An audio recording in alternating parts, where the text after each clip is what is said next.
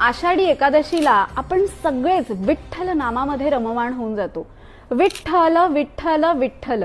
आपण जेव्हा असं विठ्ठल विठ्ठल विठ्ठल म्हणतो ना, आपल्या हृदयाची स्पंदनं पण तशी तयार होतात। विठ्ठल या नावामध्येच खूप ताकद आहे। आपल्या हृदयाची गती सुधारण्यासाठी या विठ्ठल नामस्मरणाचा खूप मोठा उपयोग होतो।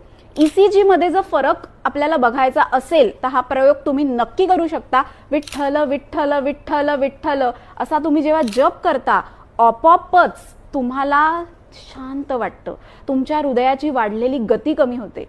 पांडुरंग किती ग्रेट आहे। मी कायम असं म्हणते की पांडुरंग आसन आपण करायला हवं। आपण सगळी योगासनं करतो, पण हे आसन बघा किती महत्त्वाचं आहे। हे तुमच्या पोश्चरसाठी महत्त्वाचं आहे। जेव्हा आपण कमरेवर असे दोन्ही हात ठेवून उभे राहतो आणि जस्ट आपण रोटेट होतो, तर आपला पाठीचा कणा सरळ होण्यासाठी याची मदत होत असते।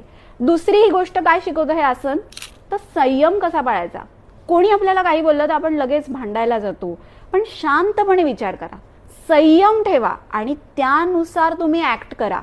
म्हणजे विठ्ठलाची जी आषाढी एकादशी आहे तेव्हा आपण काय शिकायचंय की आयुष्यामध्ये काय महत्त्वाचं आहे, संयम। त्याच्यानंतर दुसरी महत्त्वाची गोष्ट काय आहे की आपण आपल्या स्वतःसाठी स्टँड घेणं महत्त्वाचं आहे। आपल्या स्वतःसाठी आपण उभं राहणं महत्त्वाचं आहे। आणि म्हणून आषाढी एकादशी पासून एक सुरुवात करा की रोज पांडुरंगासन करायला सुरुवात करा।